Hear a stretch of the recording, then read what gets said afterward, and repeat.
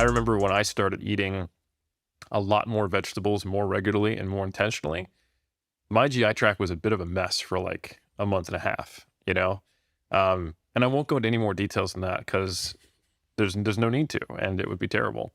But things did improve and they got better than my baseline in terms of my regularity and things like that.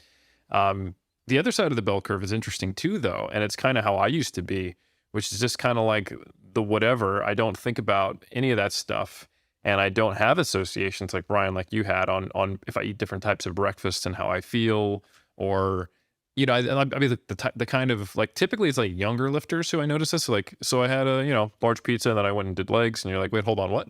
Like let's dissect that a little bit. Have some kind of thought around what you did.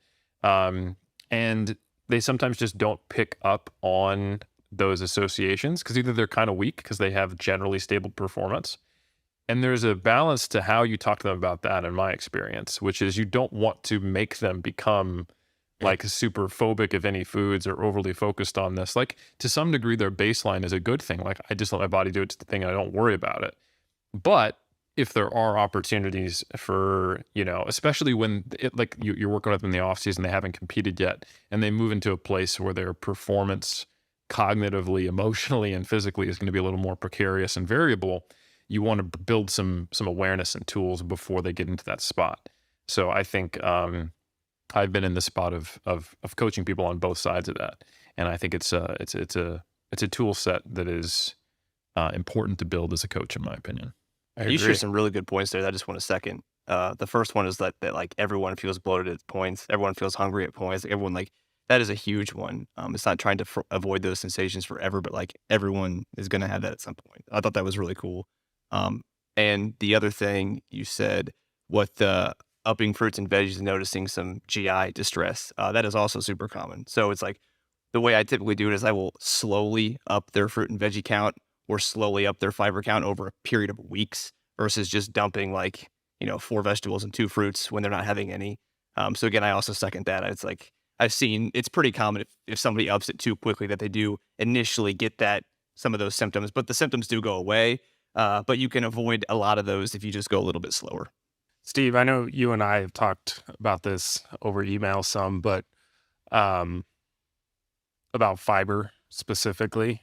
And I think most people in general, I'd say on average, are probably consuming a little bit under what the recommended fiber intake is. And so I've gotten, is it 14 grams per thousand up to a That's point? up to a point, yeah. Up to like 2,700 calories or something, I think. But yeah, like when I started using those numbers, like a lot of people, it's like their jaws kind of drop. It's like and you look at that, like that gradual transition is important to reinforce because sometimes that's triple what they're currently consuming, especially if they're coming from a background of, just focused primarily on macronutrients themselves and they're not really considering the qualitative side of things. Um, or if they're in prep or something like that, and it's sometimes you see people on opposite end of the spectrum there where they're they kind of go all in on food volume, where it's like their fiber just skyrockets. And it's almost like we need to pull that back a little bit because there's probably some bloating that's occurring here that's simply a result of going overboard. And then there's the people, it's like, okay, my cravings for specific, calorically dense options are there. I'm just gonna have, like make these concoctions, that are satisfying that craving and completely void of fiber, and like I'll deal with the hunger just so I can have this. So that's always interesting to me to see kind of during, prolonged fat loss phases how different people's behaviors change and how some of these habits can kind of shift based on how they're feeling, as they continue to get leaner. And I think contest prep's always like a great case study for that because people's perspectives and their cravings and satiety levels can radically shift across that duration. And so um, I think that's something, especially like in prep, where tracking with maybe a little bit more detail has some value. When you're in a deficit, not abandoning like the fundamentals of like fruits and vegetables during those times as well, because I think it can go overboard in either direction. But do you find that, I guess both of you, do you find that a lot of athletes that have come to you are under consuming on fiber, if you on average? I have seen both. Um, I was I was recently consulting with someone, and their basic diet was lean meats, fruits and vegetables, and they would just increase those proportions or decrease them. And we did some carbohydrate loading towards the end of their diet, and I made the mistake of not being a little more explicit about food sources for that.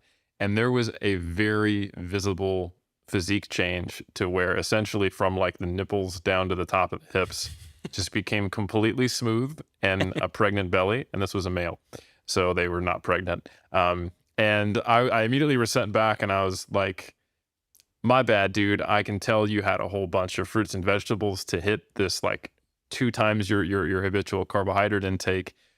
Here's how I want you to do that. And am I right? Like, to make sure that something crazy isn't going on, like you didn't get like a bee sting or whatever, and and have an allergic reaction.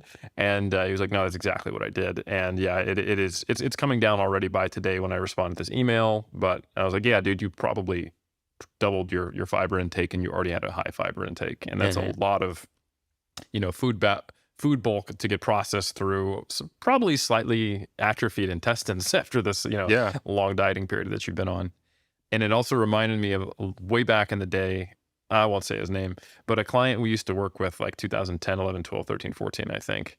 And he was transitioning to not only just if it fits your macros from tracking, but also just not just tracking clean foods. Like there was this interesting, people who existed and when if it fits your macros started to get popular, who were like, yeah, cool, I can track my macros. Well, I'm only going to eat the good foods though, right? So it's like, oh, you're getting the worst of both. So, and he had a very high energy expenditure.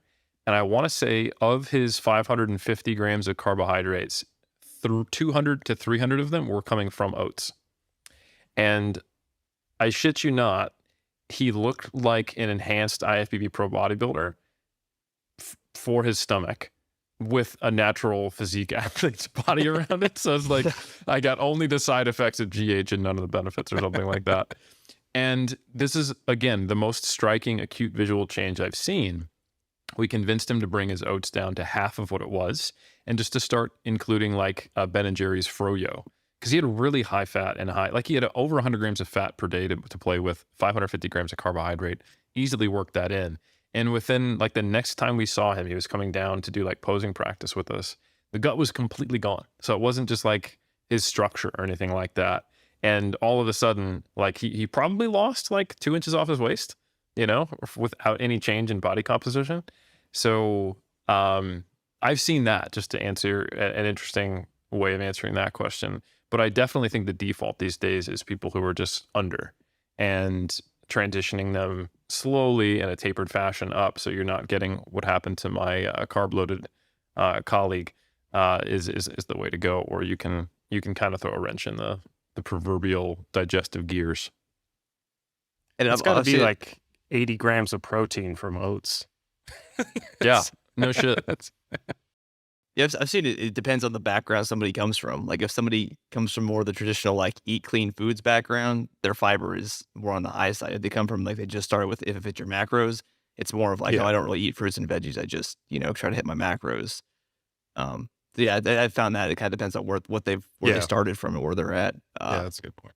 I know we've talked about it, I think, in other episodes, and we've talked about it off air and stuff. But that's why I like kind of the like 60 gram limit per day for fiber. Not like a hard limit, but I try to keep that being like try not to go above 60 grams per day.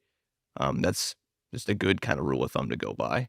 So like you're saying, Brian, 14 grams per 1,000 calories up to a point, but then obviously pay attention to how you feel and if you're getting some symptoms, and then kind of keep that 60 grams per day.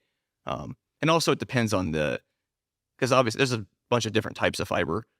Fiber has many different properties, and like I know personally, like it depends on where I'm getting that fiber from. Like if I no shade, but like if I crush 2 Quest bars in like one sitting, like I'll feel very bloated.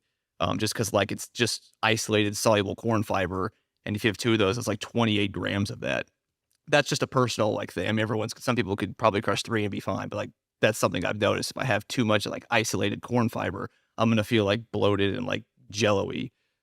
So just kind of all those things. Again, it kind of goes back to just paying attention to how different foods make you feel.